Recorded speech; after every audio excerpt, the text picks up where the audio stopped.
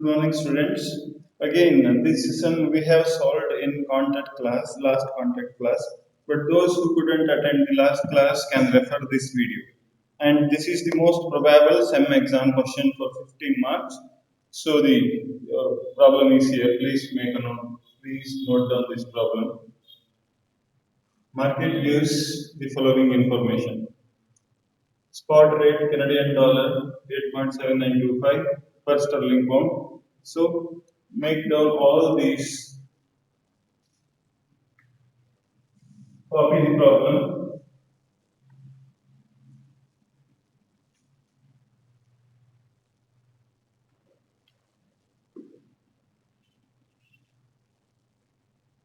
Okay.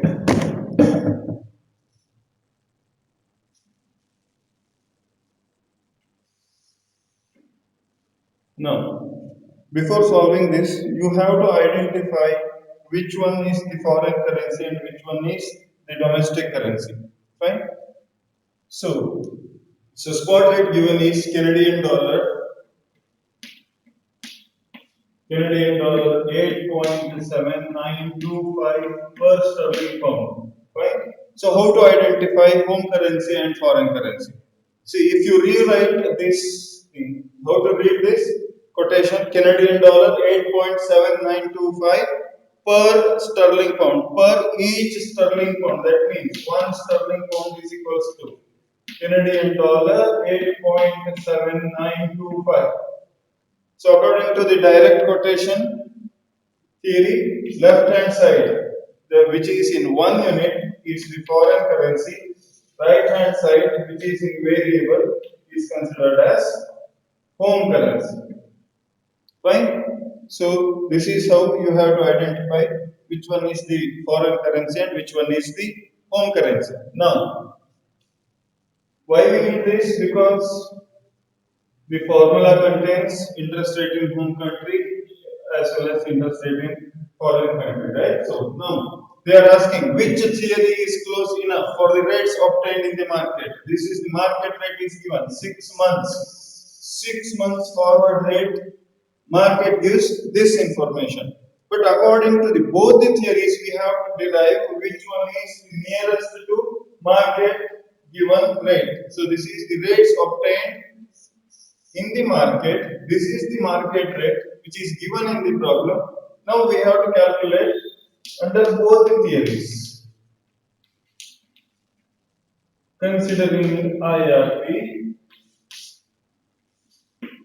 P1 is equals to P0 multiplied by 1 plus rate of interest in home country divided by 1 plus rate of interest in foreign country.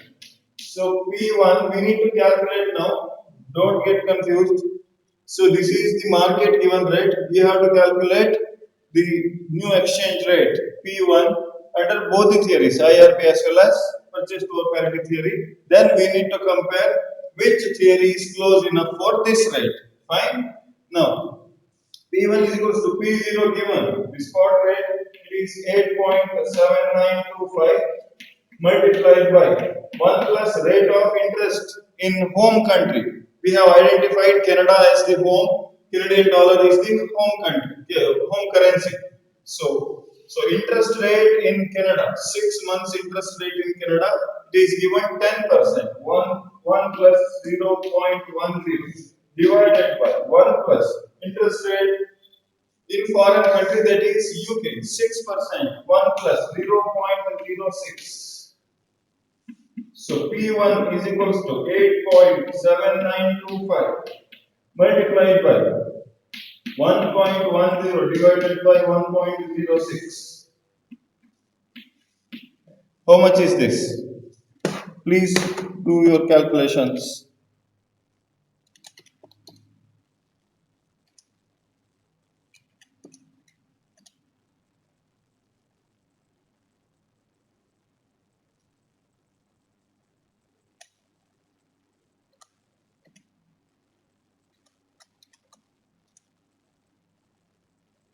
9.1242, 9.1242, that is Canadian dollar 9.1242 per sterling pound. This is the IRP theory 9.1242 according to the IRP. Now considering PPP, the formula will be P1 is equals to P0 into 1 plus inflation in home country divided by 1 plus inflation in foreign country. Fine. So spot rate given is 8.7925, that is P0. 1 plus inflation in home country is Canada, inflation is 11%. So 0.11. And in foreign it is 8%, 0.08.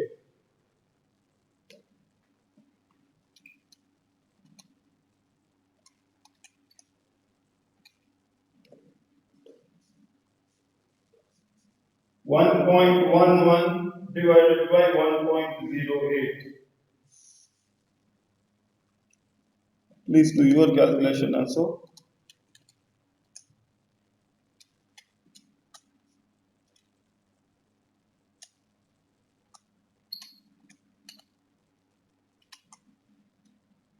It's 9.0367.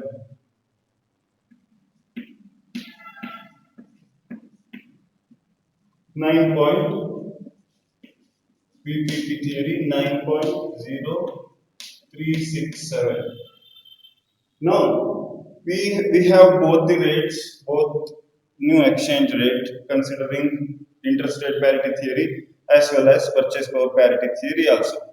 Now what they are asking, which theory is close enough for the market rate given. So compare these three rates. This one is the market rate. This is the rate determined by considering interest rate parity theory. This is the rate calculated with the help of purchase power parity theory. So which theory? And one more thing, is these two rates are justifiable according to the market rate given.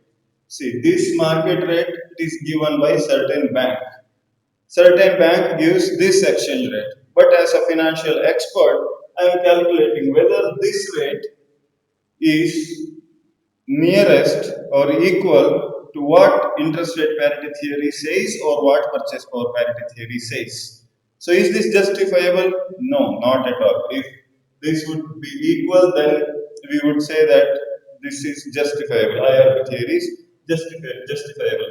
If we get P1, if we calculate under interest rate parity theory, we get the answer 8.9725 under IRP, then only we can say this theory is justifiable. Now, no. So you have to write the conclusion in your SEM exam also. You can conclude that both IRP and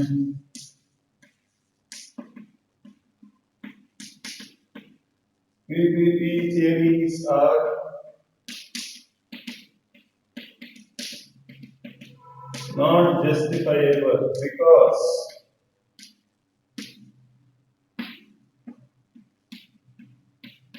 market rate is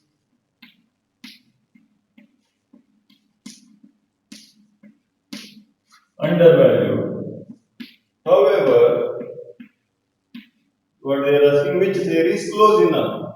Which one is close enough to this one? Market rate. Purchase power parity theory is 9.0367, which is nearest rather than interest rate parity theory to the market rate. So, however, purchase power parity theory is the nearest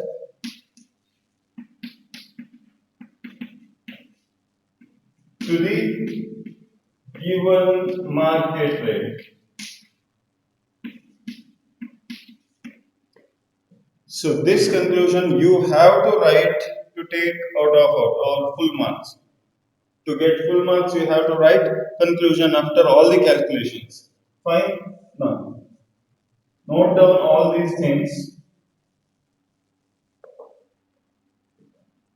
Second question they are asking, what will be the expected equilibrium interest rate or inflation rate in foreign currency, assuming home currency rates do not change? You have to focus this. If you read it twice, you can understand easily. What will be the expected equilibrium interest rate or inflation rate in foreign currency, assuming home currency rates do not change, remains the same? Fine. So now, so everything is given. P1 is given. P1 they have given as 8.9725. P0 is given 8.7925.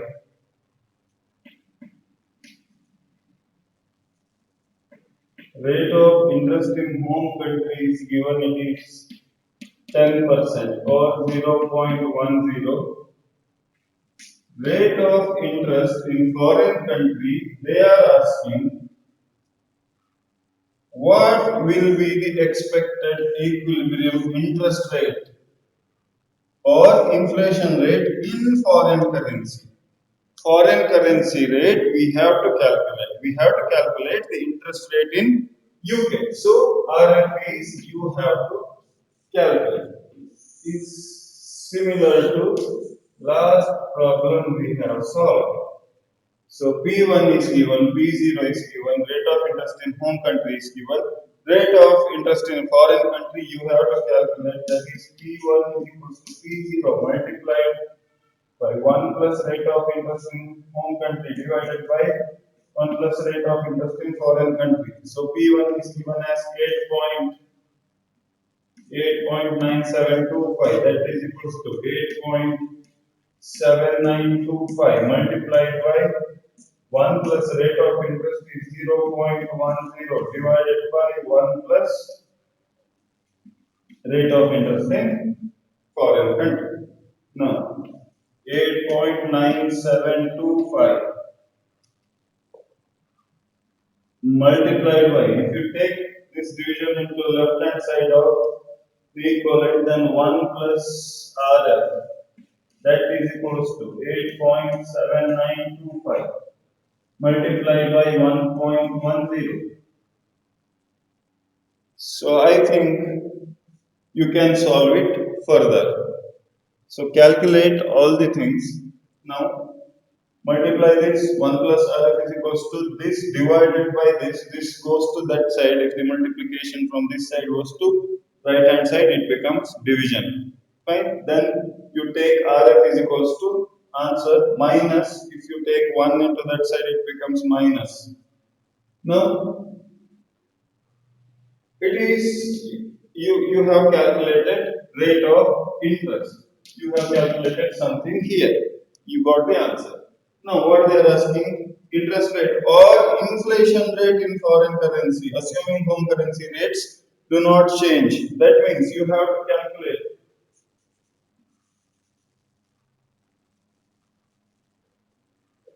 inflation in home country, it is 11% in Canada, 11% or 0.11. Inflation in foreign country, you have to calculate. You have to calculate the equilibrium, expected equilibrium inflation rate in foreign. So now, assign all the values. It's very similar to interest rate parity theory, 8.7925, 11%. This is 1 plus inflation rate in foreign country. So similar 1.11. Now you have to calculate it further. Very easy, right? So if you go through question twice or thrice, you find it very easy. No need to get nervous. So question number 3, they are asking. These are the answers to the couple of questions now. The third question they are asking. Can it be justified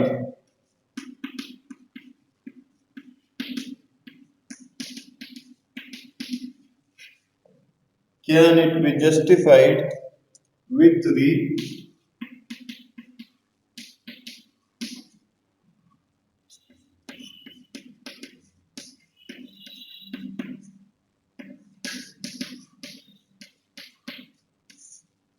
Mr. Fisher's effect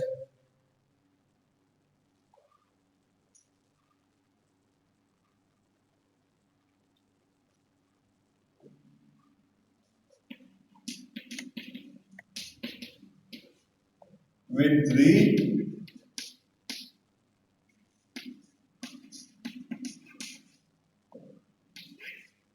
rates given above.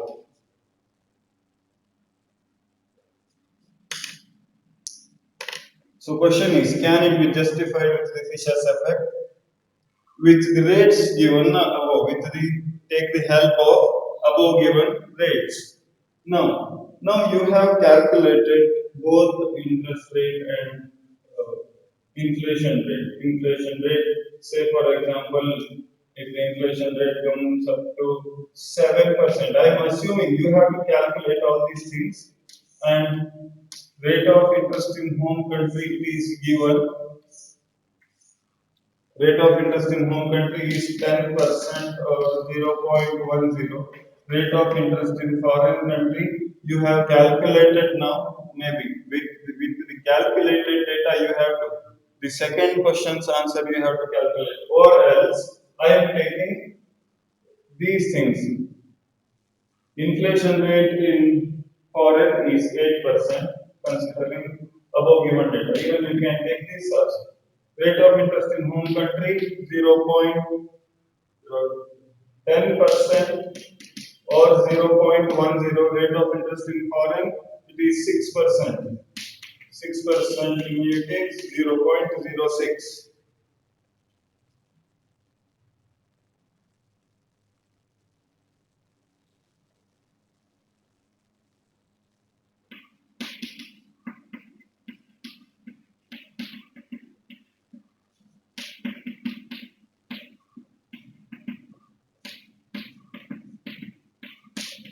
International Features Effect or IFE.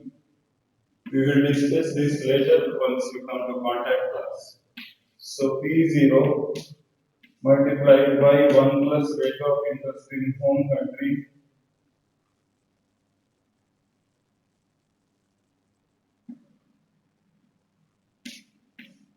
into 1 plus rate of interest in foreign country, whole divided by 1 plus rate of interest in foreign country divided by 1 plus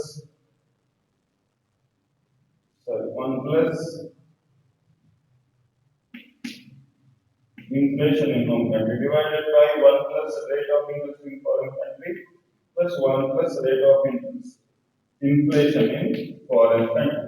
So this will be the formula. We consider both interest and inflation in home country as well as foreign country, and we adjust it with the given spot rate. Then we will derive new exchange rate according to Mr. Fisher. So the formula will be P0 multiplied by 1 plus rate of interest in home country multiplied by 1 plus rate of inflation in home country divided by 1 plus rate of interest in foreign country multiplied by 1 plus inflation rate in foreign country. Assign all the data. P1 is equals to, you have to calculate this P1. P0 is given 8.7925 multiplied by 1 plus rate of interest in home country is 0.10. 1 plus 0.10 is 1.10 multiplied by 1 plus inflation in home country 11%, that is 1.11, whole divided by 1 plus rate of interest in foreign country 6%, that is 1.06 multiplied by 1 plus inflation in foreign country, it is 1 plus 0.08, that is 1.08. So calculate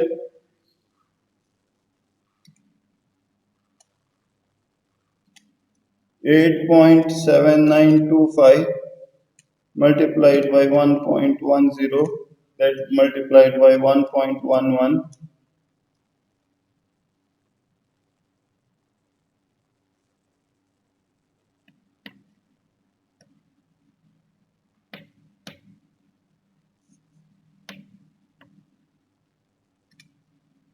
Calculate yourself 1.06 multiplied by 1.08.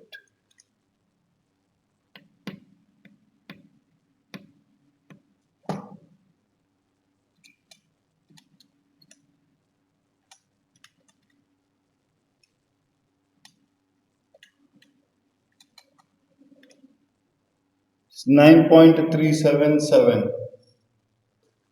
So P1 is equals to Canadian dollar 9.3777 per sterling pound. Now, what they are asking, can it be justified? That means, is this newly calculated rate, this rate is equal to market given rate? So 8.9725 and 9.377, are these two rates are equal? No. If no, then you have to write the conclusion that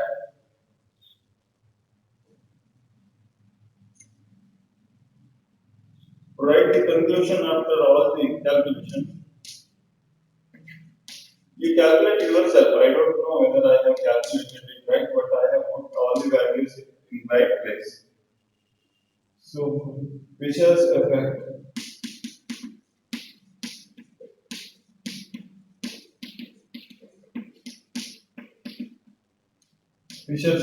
is not justifiable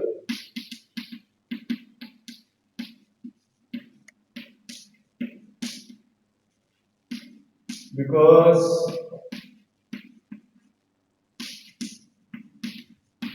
market rate is undervalued. That is, market rate is far lesser than Fisher's effect. So this is how we solve such type of problem, and please note down everything because it's very important from your SEM point of view. Thank you.